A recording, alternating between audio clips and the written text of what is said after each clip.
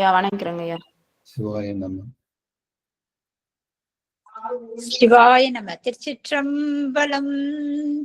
தென்னாடுடைய சிவனே போற்றி, நாட்டவர்க்கும் இறைவா போற்றி, காவாய் கனகத்திரளே போற்றி, கைலை மலையானி போற்றி போற்றி, அருள்மிகு உண்ணாமலை சமேத அண்ணாமலையார் திருவடிகள் போற்றி போற்றி, திருத்தணி முருகப்பெருமான் மலரடிகள் போற்றி போற்றி, அருள்மிகு சிவகாமி அம்பாள் சமேத அருள்ஜோதி நாதனே திருவடிகள் போற்றி போற்றி, அனைத்து அடியார்களுக்கும் திருவடி வணக்கம். குருவே சரணம், குருவே சரணம். தெளிவு குருவின் திருமேனி காண்டல், தெளிவு குருவின் திருநாமம் செப்பல், தெளிவு குருவின் திருவார்த்தை கேட்டல், தெளிவு குரு ஒரு சிந்தித்தல் தானே, தெளிவு குரு ஒரு சிந்தித்தல் தானே. திருச்சிற்றம்பலம். ஐயா, நீங்க நால்வர் துதி பாடி விநாயகர் துதி பாடி ஆரம்பிக்கலாங்க ஐயா. பிரகாஷ். திருச்சிற்றம்பலம். தில்லையம்பலம். தென்னாடுடைய சிவனே போற்றி, என் நாட்டவர்க்கும் இறைவா போற்றி, வெற்றிவேல் முருகனுக்கு அரோகரா, சம்பந்த சரணாலயடிகள் திருவடிகள் போற்றி போற்றி, முக்கண்ணியுடனமர் முக்கண்ணப்பர் திருவடிகள் போற்றி போற்றி, ஐந்து கரத்தனை ஆனை முகத்தினை இந்தின் இளம் பிறை போலும் எயிற்றினை, நந்தி மகந்தனை ஞான கொழுந்தினை குந்தியில் வைத்தடி போற்றுகின்றேனே. திருச்சிற்றம்பலம். அடியார் பெருமக்கள் அனைவருக்கும் என்னுடைய இனிய காலை வணக்கங்களை புலனாக்கிக் கொள்வதில் மற்றற்ற மகிழ்ச்சி அடைகின்றேன். மிகவும் வெற்றிகரமாக கந்தர் சஷ்டி விழாவை 7 நாளும் அமோகமாக முடித்து, வேலுண்டு வினையில்லை குழுமத்தின் சார்பாக நாம் எல்லோரும் பக்தி பெருவசத்துடன் இங்கு கூடியிருக்கின்றோம். 7 நாட்களும் அன்றாடம் 200க்கும் மேற்பட்ட அன்பர்கள் குழுமி இருந்து இந்த நிகழ்ச்சி மிகவும் வெற்றிகரமாகவும் அமோகமாகவும் நடந்திருக்கின்றது. முதற்கண் இதை நிர்வாகம் செய்து முறையாக நடத்தி வெற்றிகரமாக முடித்திருக்கக்கூடிய பிரேமா அம்மா அவர்களுக்கு நம்முடைய சிரம் தாழ்ந்த வணக்கங்களை புலனாக்கிக் கொள்ளுகின்றோம். முருகப்பெருமானுடைய கருணை அபரிமிதமாக காட்சியளிக்கின்றது. திருக்கல்யாணம் முடிந்த இந்த நிலையிலே முருகப்பெருமானை தரிசிப்பதற்கு நமக்கெல்லாம் வாய்ப்பு கந்த அலங்காரத்தின் வழியாக வாரந்தோறும் நமக்கு அமைந்திருக்கக்கூடிய பாக்கியம் நமக்கு கிடைத்திருக்கின்றது. அந்த அளவிலே இன்றைக்கு நாம் 47, 48, 49, 50 ஆகிய 4 பாடல்களை சிந்திப்பதற்கு திருவருள் நமக்கு இன்று கூட்டியிருக்கின்றது. இன்றைய பாடலிலே 47வது பாடலை இப்பொழுது பார்ப்போம். பக்தி திருமுகமாருடன் பன்னிரு தோள்களுமாய் தித்தித்திருக்கும் அமுது கண்டேன் செயல் மாண்டடங்க, புத்தி கமலத்து உருகி பெருகி புவனமெற்றி தத்தி கரை உரளும் பரமானந்த சாகரத்தே என்கின்ற அளவிலே அருணகிரிநாதர் இந்த பாடலை நமக்கு அமைத்து கொடுத்திருக்கின்றார். இதுல 45 48 போட்டிருந்தாங்க ப்ரோக்ராம்ல, நான் பார்த்தேன். ஆமாங்க, அது நான் அதெல்லாம் முடிச்சாச்சுங்க. ஆமாங்க, நான் தான் தவறுதலா போட்டேன். 47ல இருந்து இன்றைக்கு ஆரம்பிச்சிடலாங்க. இந்த பாடல் வழியாக நம்ம அருணகிரிநாதர் முருகப்பெருமானை தரிசித்து அடைகின்ற அந்த ஆனந்த நிலையை அவர் இந்த பாடலிலே வெளிப்படுத்துகின்றார். பக்தியாக நான் இருக்கின்றேன், 6 திருமுகத்துடன் காட்சியளிக்கின்ற முருகப்பெருமானை கண்ணார கண்டு உளமாற நேசித்து உள்ள பெரு உவகை அடைகின்றேன். பக்தி திருமுகம் 6உடன் 12 தோள்களுடன் இருக்கக்கூடிய முருகப்பெருமான். 6 திருமுகம், 12 கைகள், 12 தோள்கள் உடைய முருகப்பெருமானை பக்தி பரவசத்தோடு நான் வணங்குகின்றேன், ஆராதிக்கின்றேன், நான் அன்பு பெருக்குகின்றேன். ஆகவே எனக்கு என்ன கிடைத்தது என்றால், தித்தித்து இருக்கும் அமுது எனக்கு கிடைத்தது என்று அருணகிரிநாதர் சொல்லுகின்றார். இந்த 9வது திருமுறையில திருமாளிகை தேவர் என்கின்ற அந்த ஆன்மீக சைவ பெருவள்ளல் இதே மாதிரி சொல்லி இருக்கின்றார். சித்தத்துள் தித்தித்து இருக்கின்ற தேனே, ஒளிவளர் விளக்கே, உலப்பிலா ஒன்றே, உணர்வு சூழ் கடந்ததோர் உணர்வே, தெளிவளர் பளிங்கின் திரள்மணி குன்றே, சித்தத்துள் தித்தித்து இருக்கும் தேனே என்று திருமாளிகை தேவர் சொல்லுகின்ற மாதிரி அருணகிரிநாதரும் சொல்லி இருக்கின்றார். முருகப்பெருமானை நினைப்பதும் இன்பம், அவரை வணங்குவதும் இன்பம், அவருடைய திருவடி தாளிலே பணிவதே ஒரு பேரின்பம் என்கின்ற அளவிலே தித்தித்து இருக்கின்ற அமுதை நான் உணர்ந்தேன், நான் மனக்கண்ணில் கண்டேன் என்று அருணகிரிநாதர் மிக ஆனந்த பரவசத்தோடு முருகப்பெருமானை வழிபட்ட அந்த அனுபவத்தை சுருங்கிய வரிகளிலே நாமெல்லாம் விரிவாக உணர்கின்ற வகையிலே புலப்படுத்தி காட்டியிருக்கின்றார். பக்தியோடு நான் விளங்குகின்றேன், பக்தியோடு முருகாசரணம் முருகாசரணம் முருகாசரணம் என்று முருகனையே உளமாற நினைக்கின்ற பொழுது எனக்கு என்னுடைய மனக்கண், என்னுடைய உளக்கண் வழியாக 6 திருமுகங்களும் 12 கரங்களும் உடைய முருகப்பெருமான் எனக்கு காட்சியளிக்கின்றார். அவருடைய காட்சியை நான் கண்ணார காணுகின்ற பொழுது நான் தித்தித்து போனேன், அமுதை உண்ட நிலை, ஆனந்த நிலையை நான் அடைந்தேன் என்று அருணகிரிநாதர் இந்த 2 வரிகளிலே புலப்படுத்தி காட்டியிருக்கின்றார். 3வது வரியில செயல் மாண்டு அடங்க புத்தி கமலத்து உருகி பெருகி புவனமெற்றி தத்தி கரைபுரளும் பரமானந்த சாகரத்தே என்று சொல்லுகின்றார். இப்போ புத்தியில நம்முடைய அறிவை பயன்படுத்தி ஆன்மாவை நாம அடையாளம் காண வேண்டும். அது ஆன்மா என்பது கமலமாக இருக்கின்றது, தாமரை வடிவத்திலே இருக்கின்றது. புத்தி கமலத்தில நான் முருகப்பெருமானை நினைந்து உருகி பெருகி புவனத்தை எற்றி என்று சொன்னால் முருகப்பெருமானை நினைக்கின்ற பொழுது உனக்கு மற்ற எண்ணங்கள் எல்லாம் தூரத்து மறைந்தோடி போக வேண்டும்.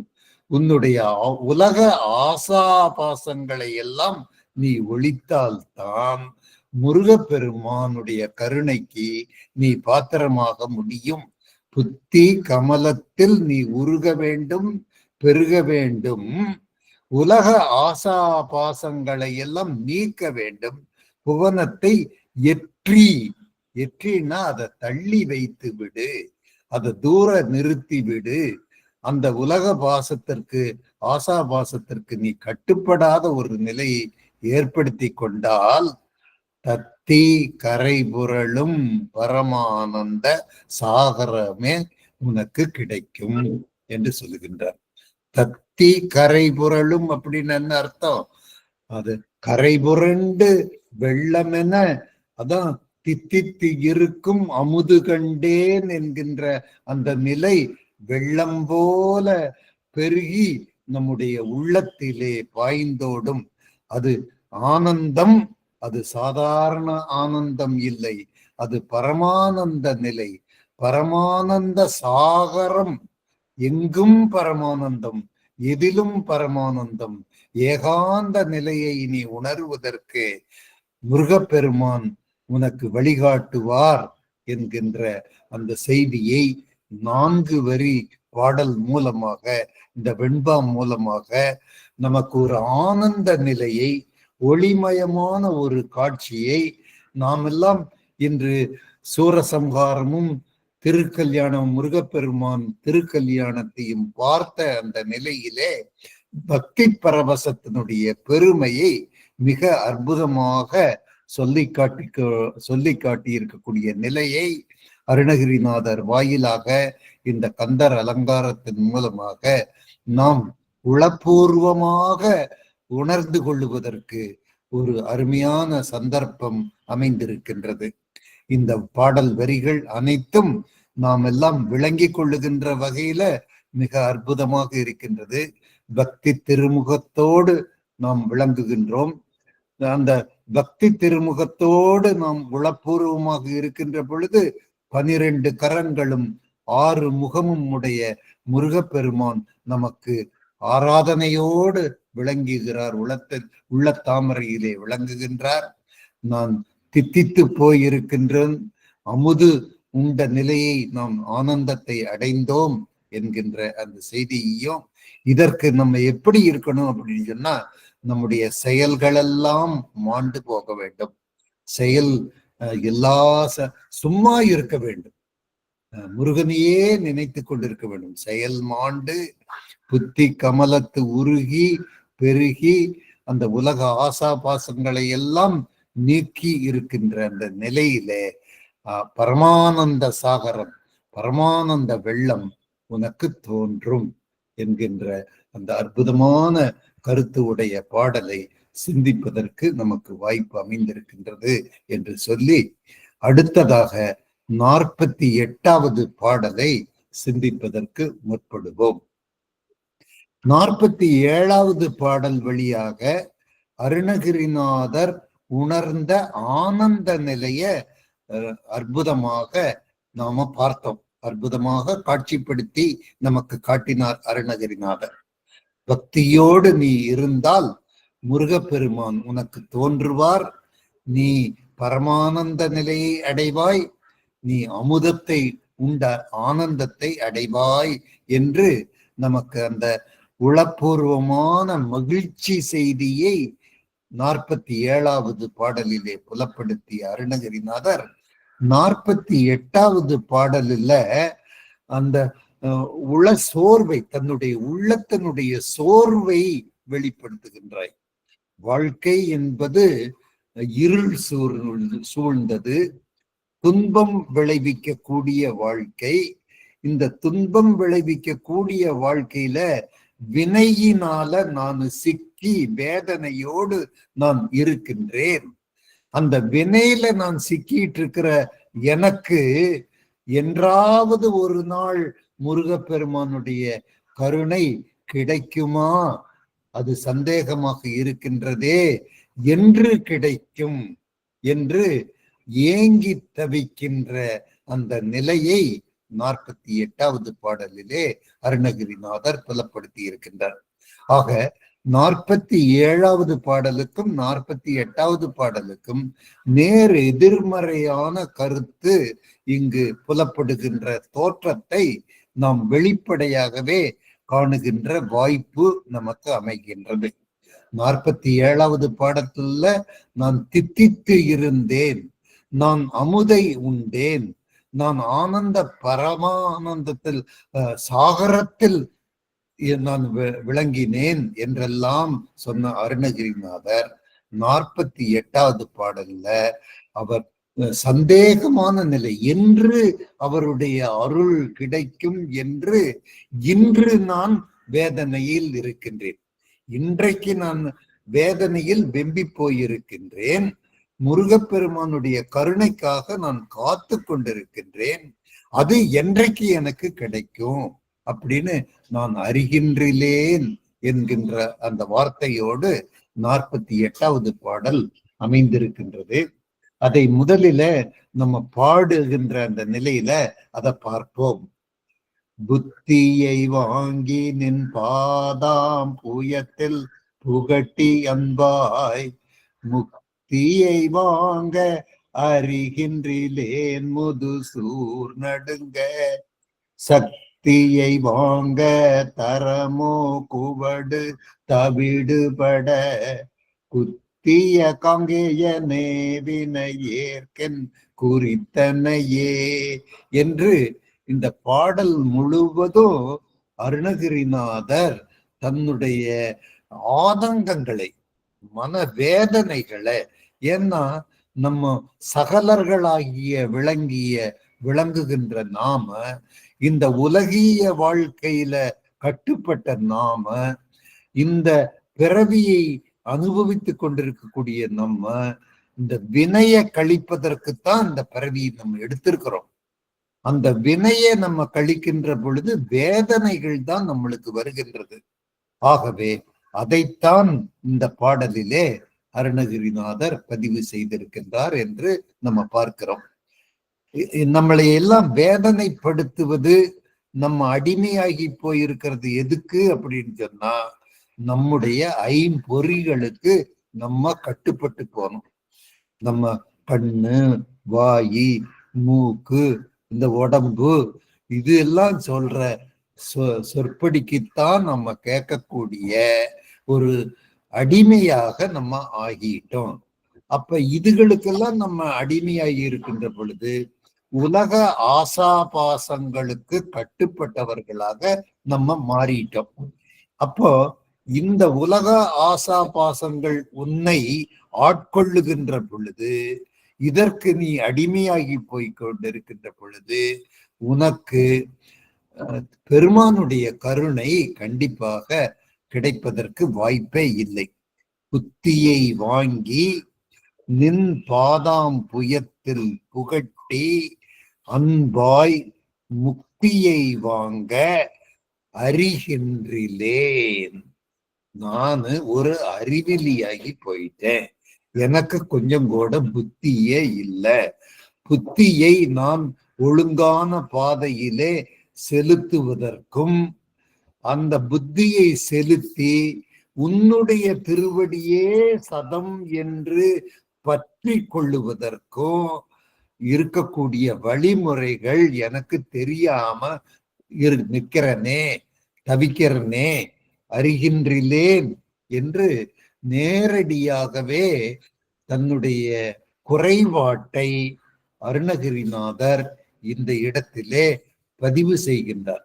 சகலர்கள் எல்லோரும் நம்முடைய நிலைய, நம்முடைய அருணகிரிநாதர் நமக்காக நம்முடைய நிலையை எடுத்து சொல்கிறார். நாமும் அதே மாதிரி தான் இருக்கிறோம். நான் ஏன் அப்படின்னு சொன்னோம்னா, நம்ம உலக சாகரத்துக்குள்ள சிக்கி கிடக்கிறோம். உலக ஆசாபாசங்களுக்குள்ள கட்டுப்பட்டு நம்ம போயிருக்கிறோம். நம்முடைய ஐம்புலன்கள் என்ன சொல்லுதோ அது ஏவர வழியில நம்ம போயிட்டே இருக்கிறோம். ஆகவே நம்ம பெருமானுடைய கருணை அது என்ன, அதனுடைய இன்பம் என்ன, பேரானந்தம் என்ன, பெருங்கருணை என்ன என்கின்ற வழிமுறைகள் எதுவுமே தெரியாத அறிவிலிகளாக நாம் இருக்கின்றோம் என்கின்ற அந்த செய்தியை அருணகிரிநாதர் நம்முடைய ரெப்ரசன்டேட்டிவாக இருந்து நமக்காக குரல் கொடுக்கின்ற அந்த திருவுள்ளம் கொண்டு அருணகிரிநாதர் நமக்காக முருகப்பெருமான் இடத்திலே சொல்லுகின்ற மாதிரி இருக்கின்றது. புத்தியை வாங்கி நின் பாதாம் புயத்தில் புகட்டி, நின் பாதாம் புயம் என்பது பெருமானுடைய பாதத்துல, பெருமானுடைய பாதத்தை சரணடைகின்ற வழியை அறியாமல் போய்விட்டேனே. நின் பாதாம் புயத்தில் புகட்டி அன்போடு, அன்புதானே எல்லாருக்கும் ஆதாரம், எல்லாவற்றிற்கும் ஆதாரம். அன்பே கடவுள், அன்பே சிவம், அன்பின் வழியது உயிர்நிலை என்றெல்லாம் 1008 மந்திர வார்த்தைகள் எல்லாம் நமக்கு புகழப்பட்டிருக்கின்றது, போதிக்கப்பட்டிருக்கின்றது. அதனுடைய வழிமுறைகள் எதுவுமே நமக்கு புலப்படலையே. நம்ம இன்னமும் நம்ம வாழ்க்கை துன்ப சாகரத்துக்குள்ளதானே நம்ம உழன்று கொண்டிருக்கின்றோம் என்கின்ற அந்த வேதனைய, முக்தியை, பக்தி சிறக்கின்ற பொழுது முக்தி வரும். பக்தி சிறக்கின்ற வழியே நீ பின்பற்றலையே, அதனுடைய வழிமுறையே உனக்கு தெரியலையே, அறிகின்றேன் என்று அப்பட்டமாக அருணகிரிநாதர் நம்முடைய நிலைய, சகலர்களுடைய நிலைய நமக்காக அவர் குரல் கொடுக்கின்ற மாதிரி இந்த வார்த்தை, இந்த வரிகள் அமைந்திருக்கின்றன. இது முதல் பகுதி. இரண்டாவது பகுதியில முதுசூர் நடுங்க சக்தியை வாங்க தரமோ அப்படின்னு சொல்றார். கேள்வி, என்ன கேள்வி கேட்கிறாரு? சூரன் சூரபத்மன் நடுங்குகின்ற வகையில அவன் முதுசூர், முதுமையான அந்த சூரன் நடுங்குகின்ற வகையிலே திருச்செந்தூரிலே நீ சூரசம்ஹாரம் செய்து அவனை வதைத்தாயே, அப்பொழுது அவனை வதைப்பதற்காக சக்தி வேலாயுதத்தை பயன்படுத்தினாயே முருகப்பெருமானே, அந்த சக்தி வேலை என் மீது நீ என்று செலுத்துவாய்.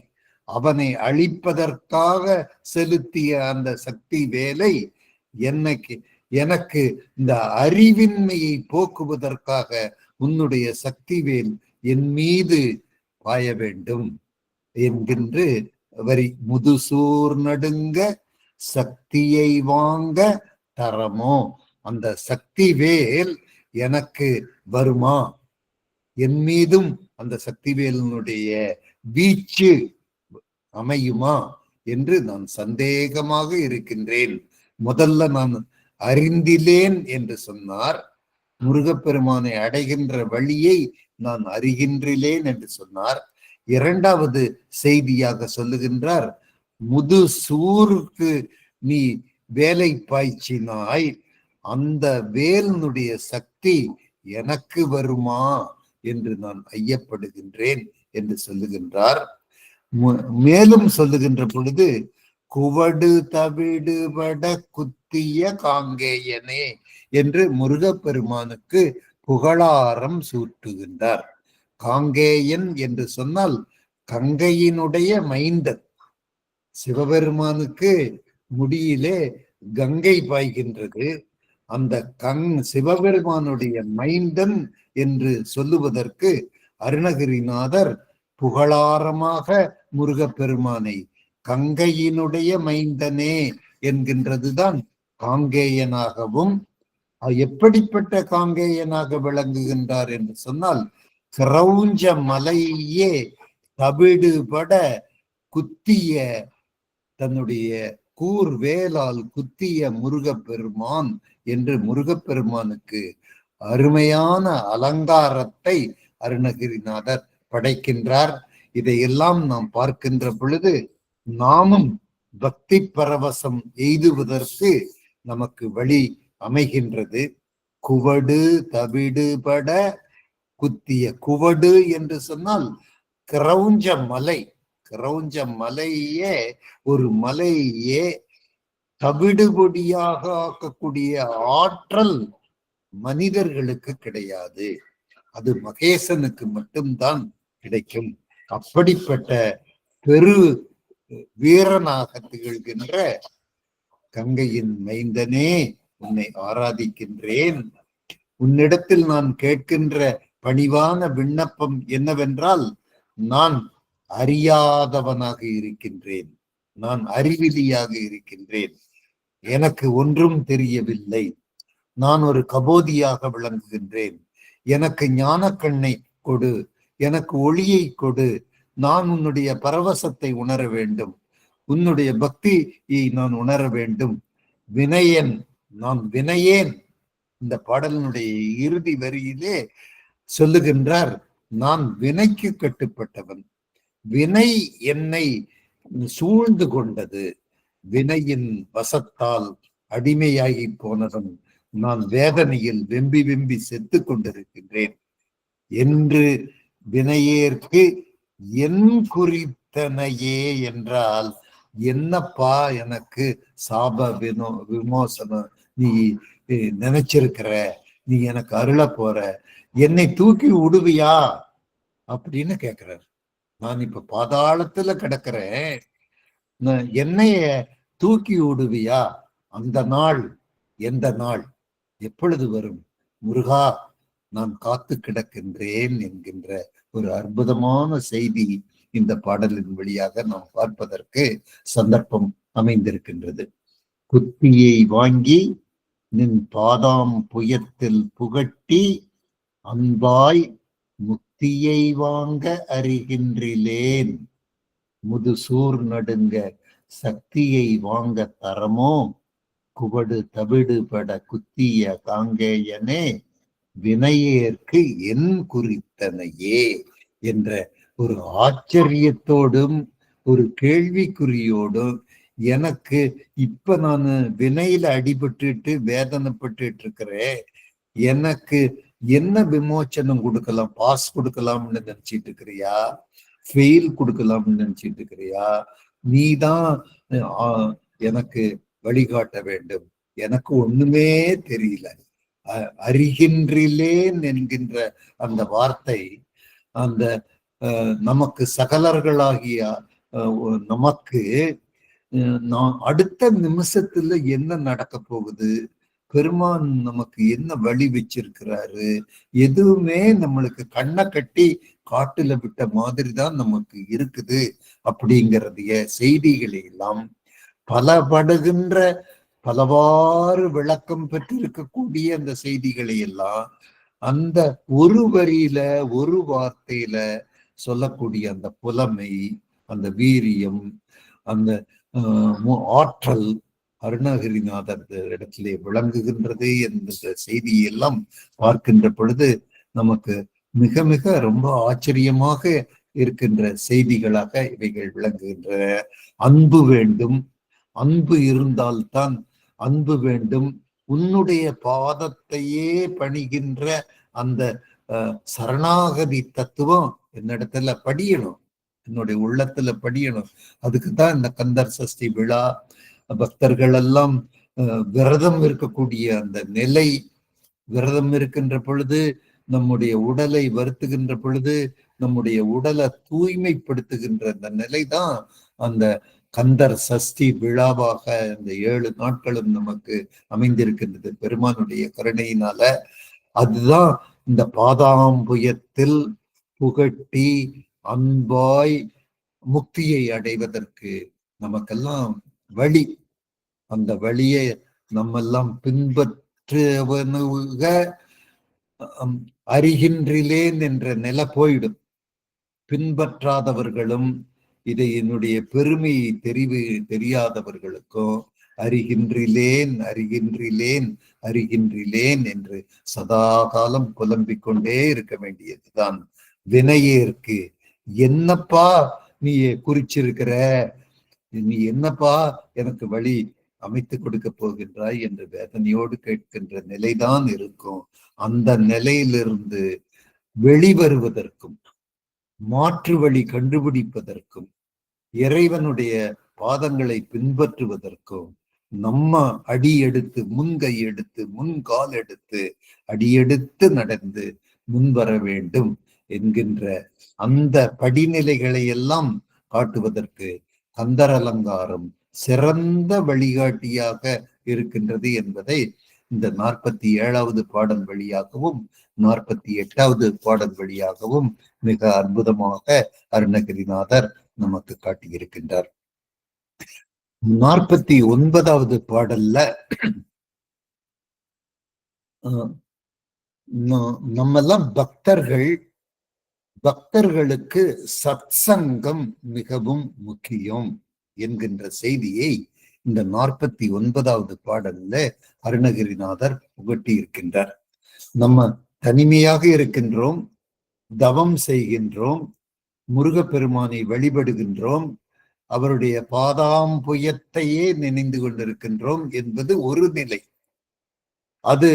அதைவிட பக்தர்கள் எல்லாம் அந்த குழுமி கூட்டமாக சேர்ந்து ஒரே குரலில் முருகாசரணம் முருகாசரணம் முருகாசரணம், வெற்றிவேல் முருகனுக்கு அரோகரா என்று ஒருமித்த குரலிலே நாம கூப்பிட்டு முருகனை அழைத்து முருகனுடைய பக்திக்கரங்களுக்கு நம்ம நேசிக்கின்ற பொழுது சக்தியினுடைய பரிமாணம் மிகவும் அபரிமிதமாக இருக்கின்றது என்கின்றதை நம்ம எல்லாம் அனுபவபூர்வமாக உணர்கின்றோம். தனித்த நிலையில் இருக்கிறத காட்டிலும் வேலுண்டு வினை இல்லை என்கின்ற அந்த குழுமத்தின் சார்பாக 200 பக்தி மார்க்கமாக இருக்கின்ற அந்த அடியார் பெருமக்கள் எல்லாம் இணையத்தின் வழியாக ஒன்று திரண்டு இருக்கக்கூடிய அந்த நிலையில அந்த முருகப்பெருமானை நினைக்கின்ற அந்த ஆனந்த நிலை அது பெரும் பரவசத்தை ஏற்படுத்துகின்றது. அந்த சக்தியினுடைய பிரமாணம், அந்த சக்தியினுடைய வடிவம் மிக பெரிது என்பதை அனுபவபூர்வமாக உணர்ந்து அருணகிரிநாதர் பெருமாள் நமக்கு போதித்து காட்டியிருக்கின்றார். அதை இந்த பாடல் வழியாக நம்ம பார்க்க போகின்றோம். இந்த 49வது பாடல்ல முதல்ல பாடுவோம்.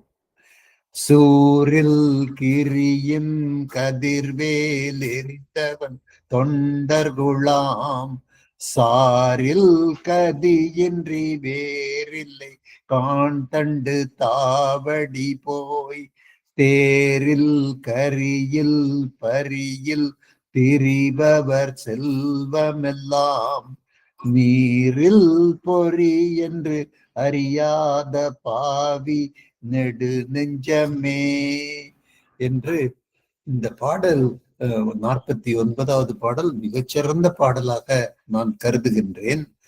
என்ன அப்படின்னு சொன்னா, தொண்டர் குழாமை நீ சார்ந்திருக்க வேண்டும் என்கின்ற முருகப்பெருமானை நினைந்து போற்றுகின்ற தொண்டர்கள், முருக பக்தர்கள், அவர்களோடு நீ இணைந்திருக்கின்ற பொழுது அந்த பக்தி பரவச நிலையை அடைவது மிகவும் சுலபம். அப்போ முருகப்பெருமான நீ நினைஞ்சு தனியா நினைக்கிறத காட்டிலும் குழுவோடு கூட்டமோடு அடியார் பெருமக்களோடு சத்சங்கத்தோடு இணைந்திருக்கின்ற நிலைதான் சிறந்த நிலை.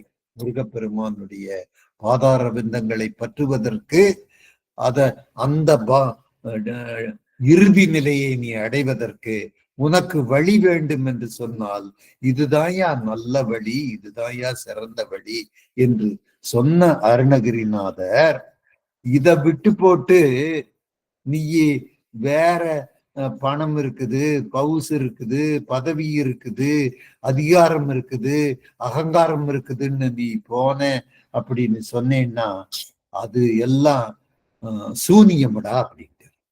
அது ஒண்ணுமே இல்லைடா. அது நீர் மேல் எழுத்து மாதிரி. ஒரு எழுத்த காகிதத்துல எழுதணும்னா நிக்கும், கல்லுல எழுதணும்னா அது என்றுமே நிலைச்சு நிற்கும். அந்த எழுத்த நீர்ல நீ எழுதுனின்னு வெய்தி, அது எழுதுன உடனே அழிஞ்சு போயிடும். அதே மாதிரி தான்ப்பா நான் ஒப்பீடு செய்து சொல்லுகின்றேன். நன்றாக நீ கேட்டுக்கொள், நன்றாக நீ உணர்ந்து கொள்.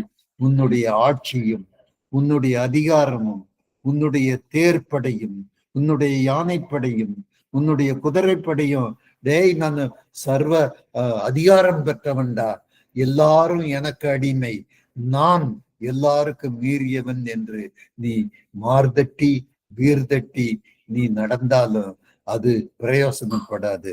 அது எதுக்கு சமம் அப்படின்னு சொல்றாருன்னா, நீரின் மேல் எழுதிய எழுத்துக்கு சமம்டா அப்படின்னு சொல்லிட்டாரு. ஆகவே இந்த உலக வாழ்க்கையை நீ பெற்றிருக்கக்கூடியவன், உலக வாழ்க்கையிலே நீ வாழ்ந்து கொண்டிருக்கக்கூடிய சகலனாக விளங்கக்கூடிய உனக்கு நான் வழிகாட்டியாக இருந்து சொல்லுகின்ற இந்த கருத்தை நீ ஏற்று நீ உய்வதற்கு நீ வழியை கண்டுபிடித்துக் கொள், தேடிக்கொள், உணர்ந்து கொள், நடந்து கொள் என்று இந்த பாடல் வழியாக சொல்லுகின்றார்.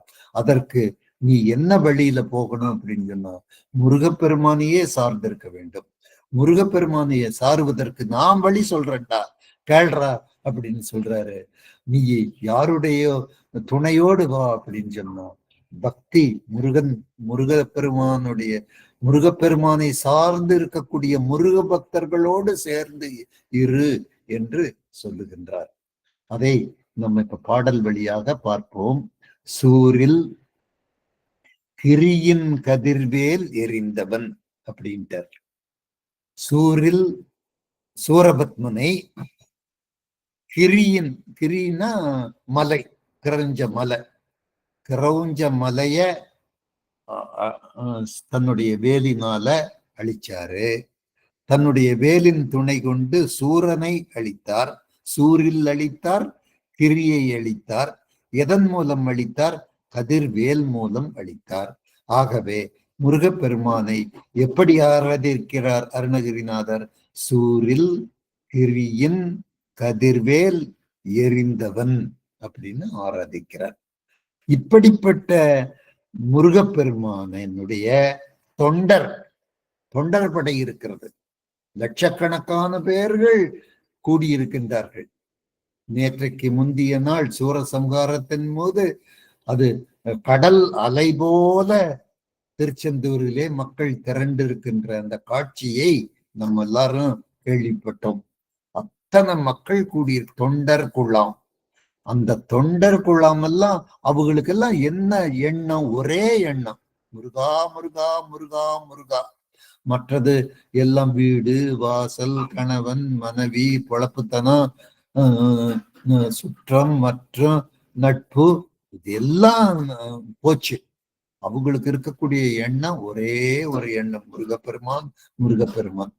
ஆகவேதான் அந்த தொண்டர் குழாவை நீ சார்ந்திருக்க வேண்டும் அப்படின்னு சொல்றாரு. என்ன சொல்றாரு? சூரில் கிரியின் கதிர்வேல் எரிந்தவன் தொண்டர்குழாம் சாரில் நீ சார்ந்திருந்தால் உனக்கு விமோச்சனம் உண்டு. சாராம விட்டுட்டீன்னா உனக்கு விமோச்சனம் இல்லை.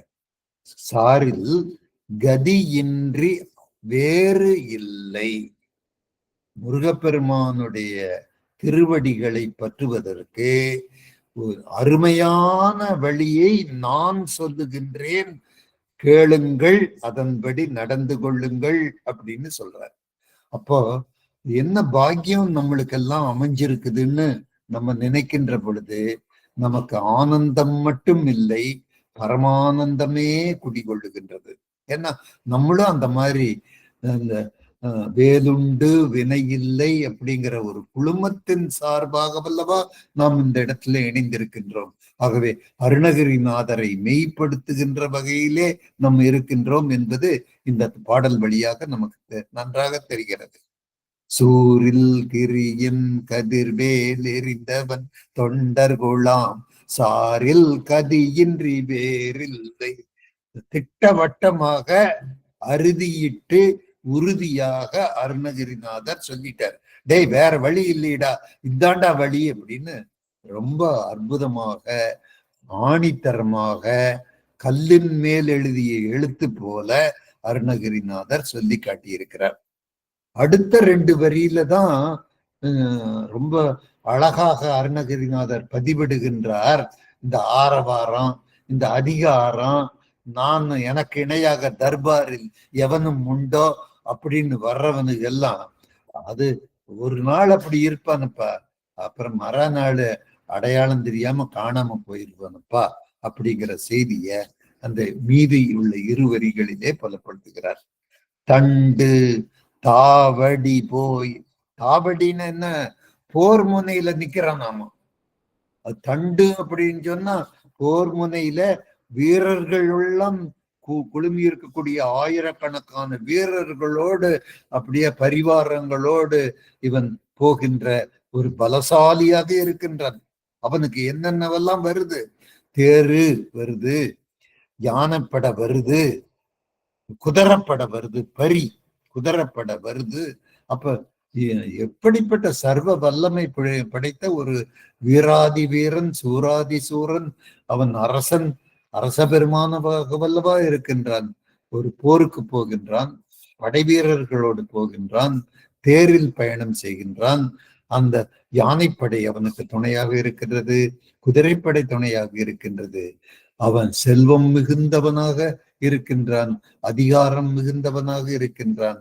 அவனுக்கு இல்லாதது என்று ஒன்றுமே இல்லை என்கின்ற நிலையில் இருக்கிறான். ஆனா அது எத்தனை நாளைக்கு நீடிக்கும் அப்படின்னு சொன்னா, நீரில் பொறி என்று அப்படின்னு சொல்லிட்டார். நீரில் பொறி, நீரில் ஒரு எழுத்து, நீரில் எழுதிய எழுத்து அது நில்லாத எழுத்து.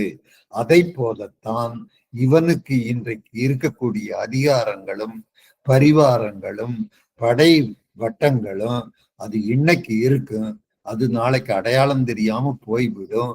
ஆகவே இத நீ நல்லா உணர்ந்துக்கப்பா.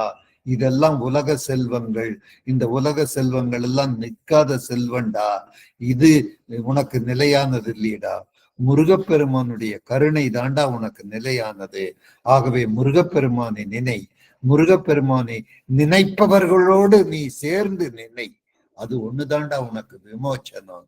பக்தர் கொள்ளாமை நீ கூடியிருப்பாயாக என்று சொல்லுகின்ற அந்த ஒரு அற்புதமான பாடலை இன்றைக்கு சிந்திப்பதற்கு, கந்தர் சஷ்டி முடிந்த இந்த திருநாள் நாளிலே, மங்களகரமான நாளிலே இவ்வளவு ஒரு அற்புதமான செய்தியை நாம் படிப்பதற்கு இந்த வாய்ப்பு கிடைப்பதை பற்றி நான் ஆனந்தப்படுகின்றேன்.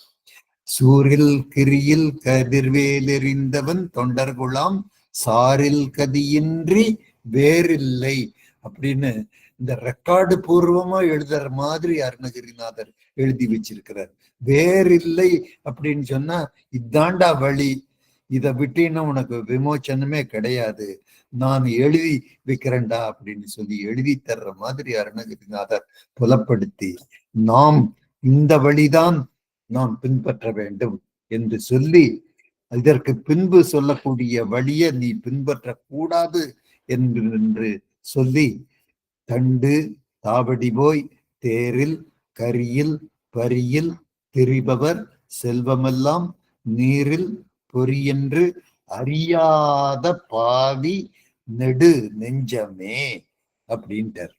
இத நீ அறிஞ்சீன்னா உன்னுடைய நெஞ்சம் வஞ்சமில்லாத நெஞ்சம். இத நீ அறியல அப்படின்னு சொன்னா நீ பாவியாக போய்விடுகின்றாய். உன்னுடைய நெஞ்சம் என்றைக்கும் நெடுநாட்கள் துயரிலேயே தான் இருக்கும். சாகரம், துன்ப சாகரத்துல தான் நீ இருப்ப. உனக்கு விமோச்சனம் கிடையாது. நீ பள்ளத்தில் வீழ்வாய், நீ பரிதவிப்பாய். உன்னை மீட்பவர் யாருமே இல்லை. மீட்பவர்க்கு தொண்டர்குலாம் சார்ந்திரு, தொண்டர்குலாமை துணையாக கொள் என்கின்ற கருத்தை மிக அற்புதமாக 49வது பாடலிலே பதிவு செய்திருக்கின்றார். இறுதியாக இன்றைக்கு 50வது பாடலை நாம் பார்க்கின்றோம். 50வது பாடலிலே பக்தி பரவசத்தோடவே இருக்கணும் அப்படிங்கிற செய்தி தான் இன்றைக்கு முதல் செய்தியாக அமைந்தது. பக்தி பரவசத்தோடு நீ இருந்தால், முருகப்பெருமானையே நினைத்தால் உனக்கு அமுதம் கிடைக்கும், ஆனந்தம் கிடைக்கும். இன்ப வெள்ளத்திலே, பரமானந்த வெள்ளத்திலே நீ நீந்தி திளைப்பாய் என்று சொன்னவர் திருப்புகழ் படி. திருப்புகழ் அப்படிங்கிறது வேத மந்திரம், வேத சொற்கள். அந்த சொற்களுக்கு வலிமை மிகுந்த சொற்கள். கண் சஷ்டியை நோக்கி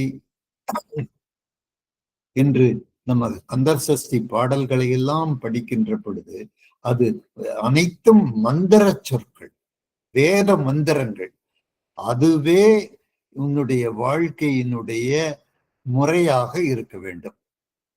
படிக்கும் திருப்புகழ் போற்றுவன் என்று 50வது பாடல்ல எடுத்த எடுப்பிலேயே அருணகிரிநாதர் சொல்லிட்டார். படிக்கும் திருப்புகழ் போற்றுவன் என்று 50வது பாடலிலே அந்த வேத மந்திரத்தை படி, அத சும்மா என்னமோ ஏனோ தானோன்னு படிக்காத, அத போற்றி படி.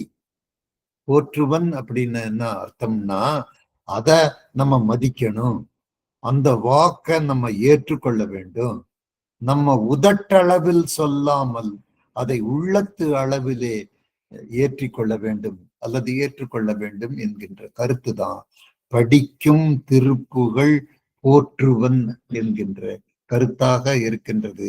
அப்படிப்பட்ட அற்புதமான கருத்தை உள்ளடக்கிய இந்த 50வது பாடலை இப்பொழுது நாம் பாடுவோம். படிக்கும் திருப்புகழ் போற்றுவன் கூற்றுவன் பாசத்தினால் பிடிக்கும் பொழுது வந்தஞ்சலன் வாய் பெறும் பாம்பி நின்று நடிக்கும் பிரான்மரு காதொடும் சூரன் நடுங்க வெற்பை இடிக்கும் கலாப தனிமையிலேறும் ராவுத்தனே.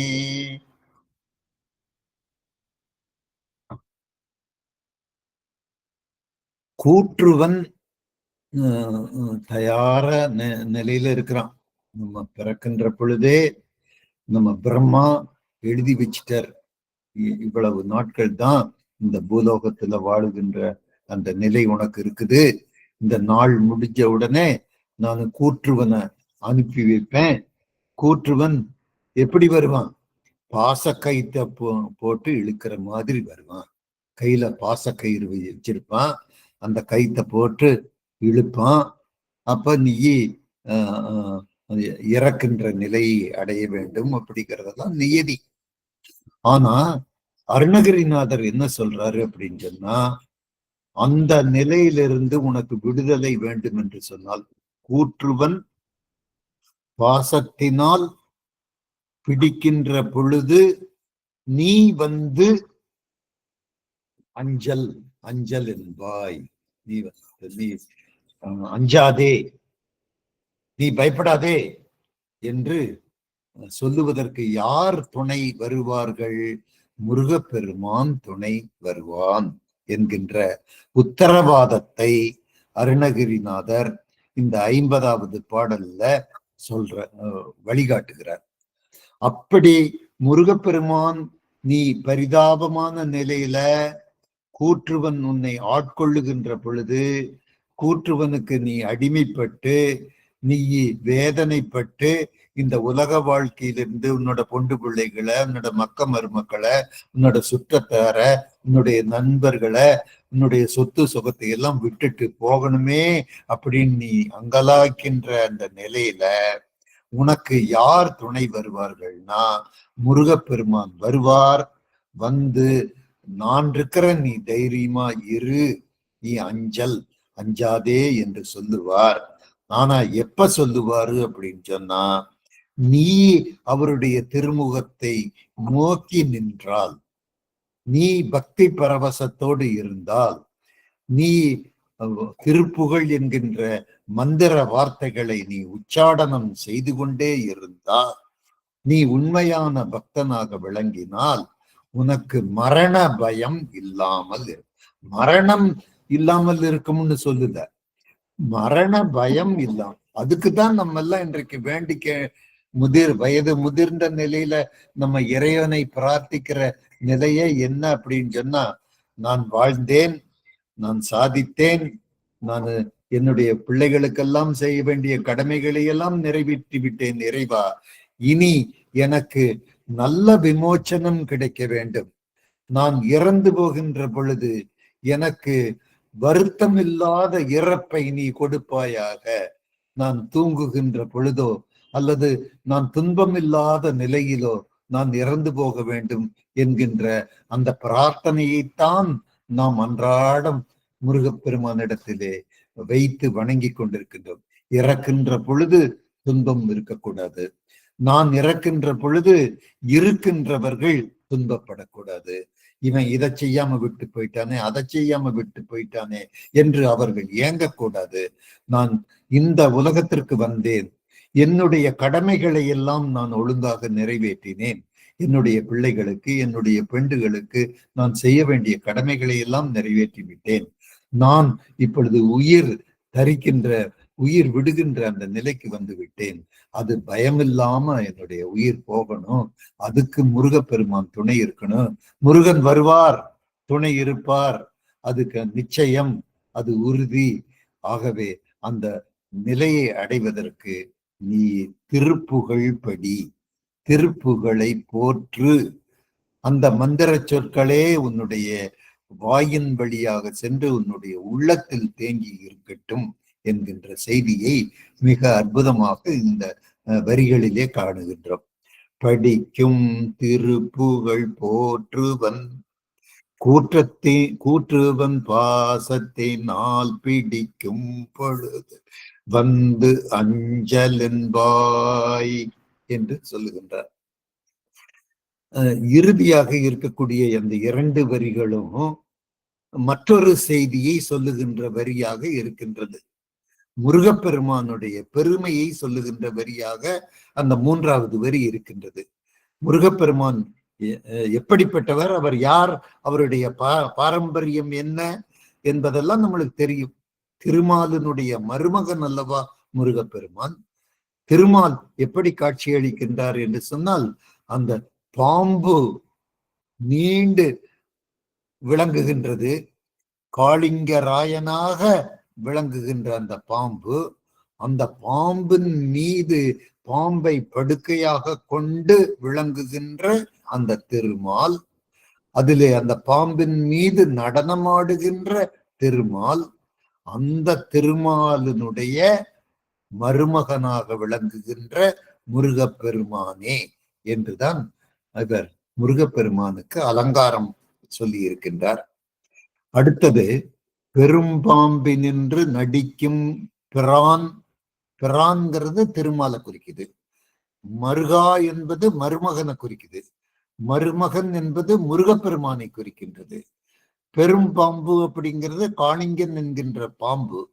அதன் மேல்தான் பள்ளி கொண்டு இருக்கக்கூடிய அந்த திருமாலை இங்கு காட்சிப்படுத்தி இருக்கின்றார். கொடுஞ்சூரன் நடுங்க வெற்பை இடிக்கும் முருகப்பெருமான் அப்படின்னு இன்னொரு அலங்காரம் சொல்லி இருக்கின்றார். கொடுஞ்சூரனே நடுங்குகின்றான். ஆமா, சம்ஹாரத்துல சூரன் நடுங்கி போயிட்டான். என்ன, அவனை வேல் கொண்டு பிளந்து வதம் செய்த முருகப்பெருமான். கொடுஞ்சூரன் நடுங்க வெற்பை, அந்த கிரௌஞ்ச மலையே இடிச்சாரு முருகப்பெருமான் என்று முருகப்பெருமானுடைய ஆற்றலை, அவருடைய வீராதீர செயல்களை இங்கு காட்டியிருக்கின்றார்.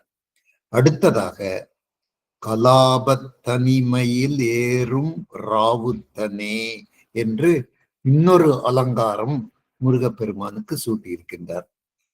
கலாபத் தனிமையில், முருகப்பெருமானுடைய வாகனம் மயில் என்பது தெரியும்.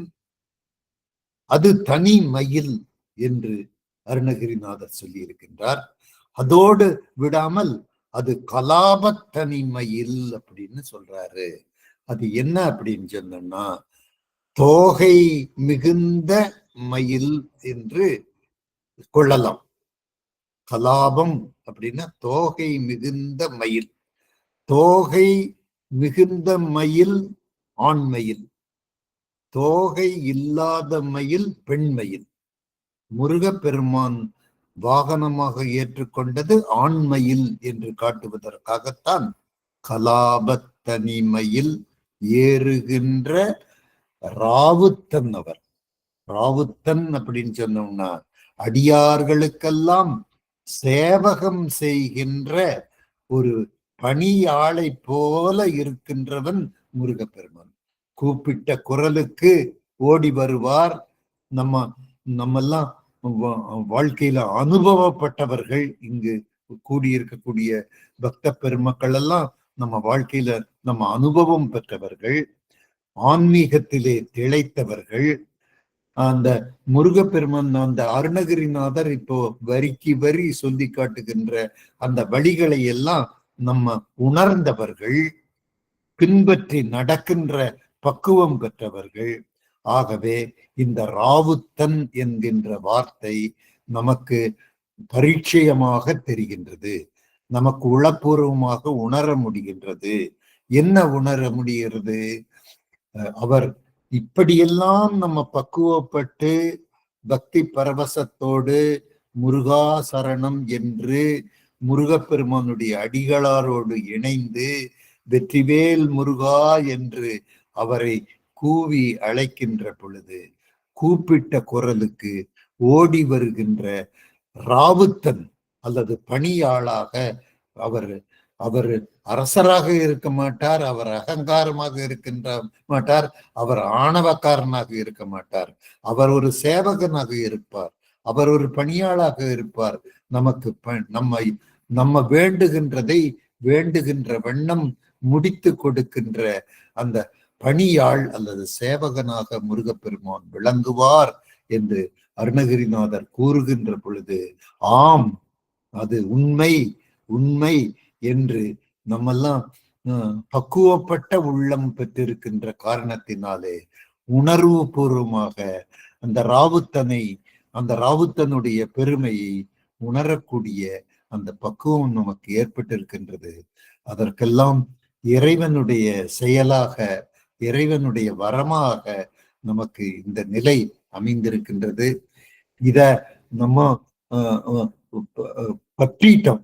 பற்றுக பற்றற்றான் பற்றினை அப்படின்னு சொல்லிட்டு, அது யார் செய்த புண்ணியமோ இந்த நிலையை நம்ம அடைவதற்கு, இந்த நிலையை பின்பற்றுவதற்கு, இந்த 1 மணி நேரம் இந்த மாதிரியான சொற்களை எல்லாம் கேட்பதற்கு பெருமான் நமக்கு அருள் புரிந்து நமக்கு கொடுத்து வச்சிருக்குது. இந்த நிலை நம்மளுக்கு நீடிக்குது.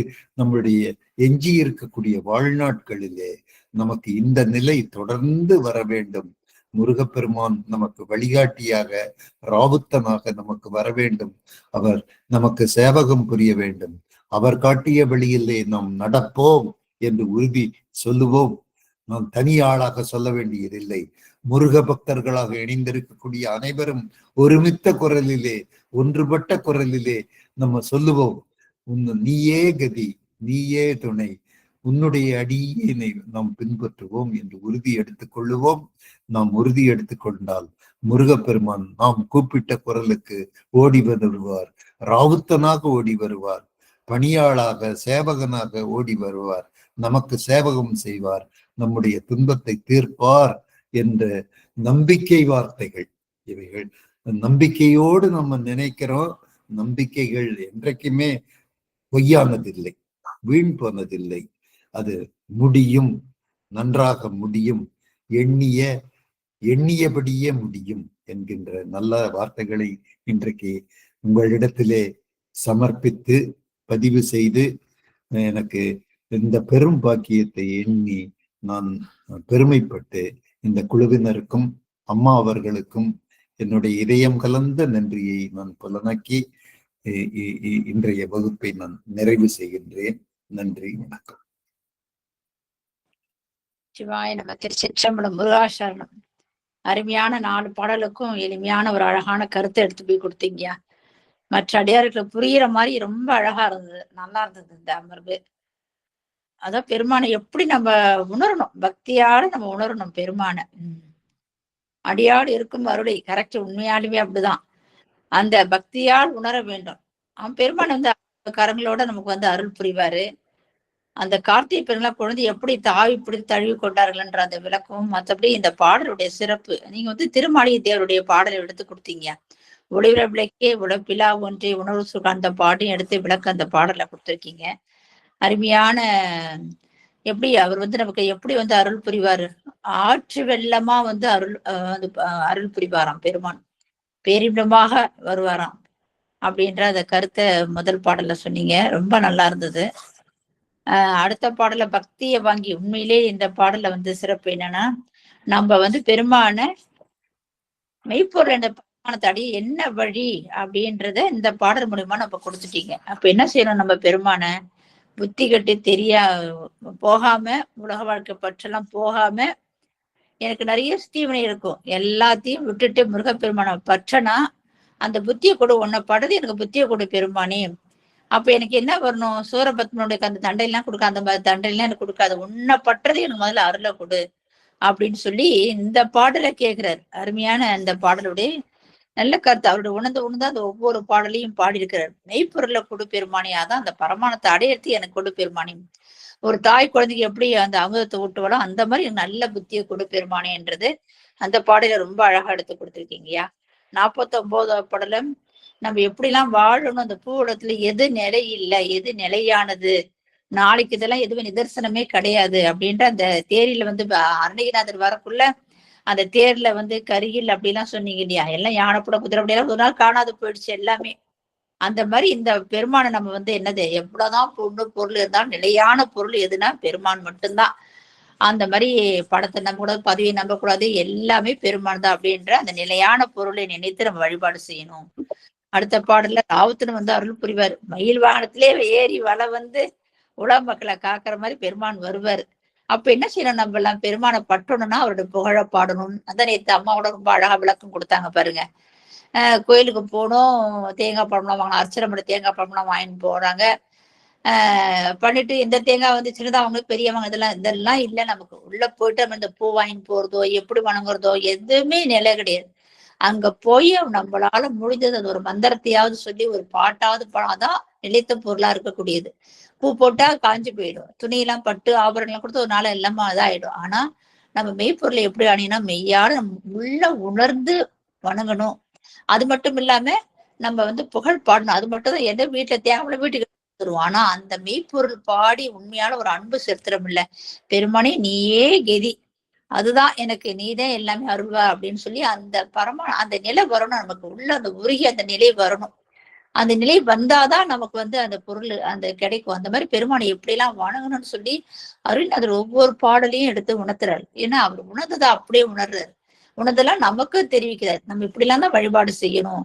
தேவாரமோ திருமுறை எல்லாமே அதான் சொல்லுது நமக்கு. எப்படின்னா உன்னை உருகி நம்ம வழிபாடு பண்ணணும். சும்மா மேலோட்டமா நம்ம போய் பூஜை பண்ணிட்டு நம்ம சிவன் சொல்லிக்கிட்டே இருக்கிறதுல சிறப்பு இல்லை. அது உள்ள உருகி கண்ணீர் மல்கி ஒரு பாடல் பாடினா கூட போதும்.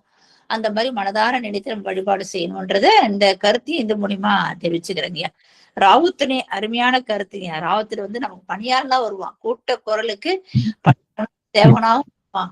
அருமையான ஒரு விளக்கு. நீயே கெதி பெருமானி, நீதான் எனக்கு அருள் புரிவ அப்படின்ற அந்த முருகப்பெருமான் நம்ம எப்படி இந்த வாழுங்காலத்துல எப்படிலாம் இருக்கணும், எப்படிலாம் வழிபாடு செய்யணும், எதை பற்றணும் எதை விடணும்ன்ற அந்த கருத்தை இந்த 4 பொடையும் நமக்கு ஒரு எடுத்துக்காட்டா விளங்குதுங்கய்யா. அருமையான ஒரு கருத்துங்கய்யா. சிவாய நம. வாழ்த்து பாடல் பாடி எல்லா அடியாருக்கும் வாய்ப்பு உண்டு, யாரும் போக வேண்டாம். அவங்களுடைய கருத்தை உங்களுக்கு சொல்லலாம் நீங்க. சிவாய நம. முருகாசரணம். வான்மையில் வழாது பெய்க மலி வளம் சுரக்க, மன்னன் கோன்முறை அரசு செய்க, குறைவிலாது உயிர்கள் வாழ்க, நான்மறை அறங்கள் ஓங்க, நல்தவம் வேள்வி மல்க, மேன்மைக்குள் சைவ நீதி விளங்குக உலகம் எல்லாம், மேன்மைக்குள் சைவ நீதி விளங்குக உலகமெல்லாம், ஆறிரு தடந்தோள் வாழ்க, ஆறுமுகம் வாழ்க, வெற்பை கூறுசை தனிவேல் வாழ்க, குக்குடம் வாழ்க செவ்வேல், ஏறிய மங்கை வாழ்க, யானை தன் அணங்கு வாழ்க, மாறிலா வள்ளி வாழ்க, வாழ்க சீரடியார் எல்லாம், மாறிலா வள்ளி வாழ்க, வாழ்க சீரடியார் எல்லாம். திருச்சிற்றம்பலம். வெற்றிவேல் முருகனுக்கு அரோகரா. முருகாசனம்.